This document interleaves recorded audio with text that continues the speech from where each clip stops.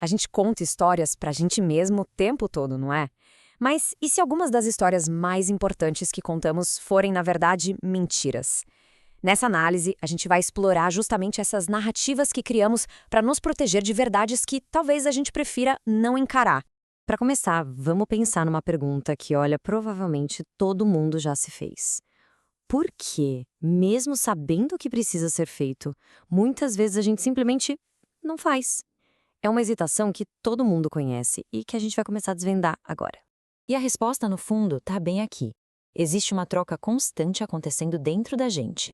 Encarar uma verdade difícil sempre tem um custo, seja emocional ou prático.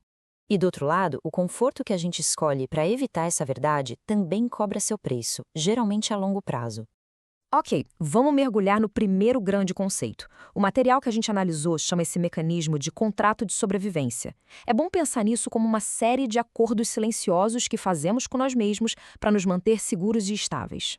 E o centro desse contrato são as chamadas mentiras úteis. Esse é o termo-chave. Elas não são mentiras maliciosas para enganar os outros, não. São narrativas internas que a gente cria para se proteger.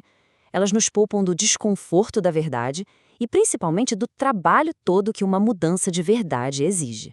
E essa citação resume perfeitamente o porquê de tudo isso.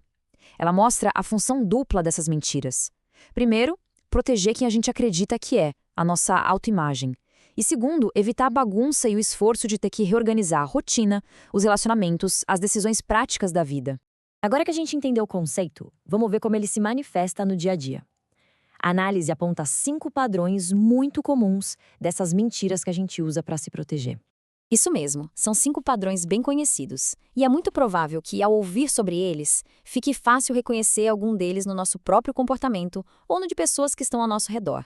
A primeira, e talvez a mais clássica de todas, é a procrastinação justificada. É quando a gente sabe que uma decisão precisa ser tomada, mas cria um monte de razões que parecem lógicas para adiar. E essas são as frases que a gente usa para se convencer, né?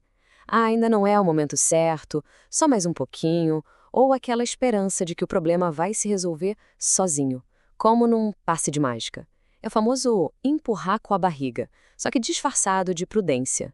A segunda é mais sutil, mais intelectualizada. É a mentira de que a gente precisa de mais informação antes de poder agir. O ponto aqui é que a busca por mais um livro, mais um curso, mais uma análise, acaba virando um escudo.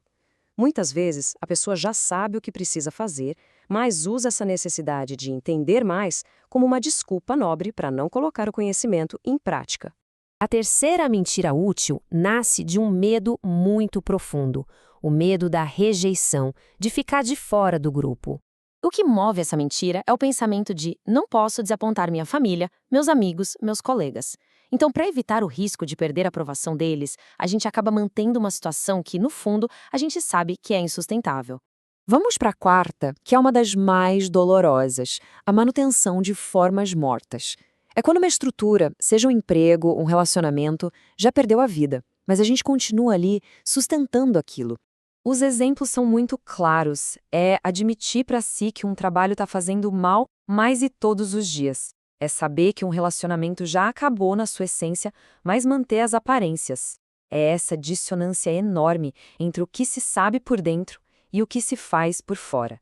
E por fim, a quinta mentira, que age como uma advogada de defesa para o nosso ego. Quando uma verdade ameaça a nossa identidade, aquela ideia de eu não sou o tipo de pessoa que faria isso, a nossa mente vira uma especialista em criar justificativas complexas, explicações cheias de detalhes, tudo para proteger a história que a gente conta sobre nós mesmos. Certo. Agora, o que é que conecta todas essas 5 mentiras? Qual é a motivação fundamental por trás de todas elas? A resposta é simples e poderosa. A recompensa é sempre o alívio.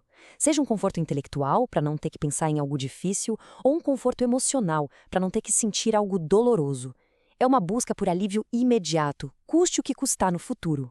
E tudo isso nos leva a uma escolha fundamental, uma verdadeira encruzilhada que todo mundo enfrenta quando lida com essas verdades mais difíceis.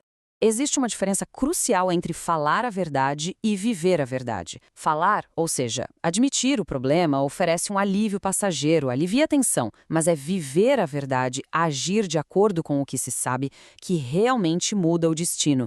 E isso tem um preço, o custo da coerência, de ter que reorganizar a vida. No fim, tudo se resume a essa pergunta. A escolha que se apresenta não é entre o certo e o errado, mas entre o conforto de uma mentira útil e o desafio de uma coerência, que, embora seja bem mais difícil, é o único caminho para uma transformação de verdade.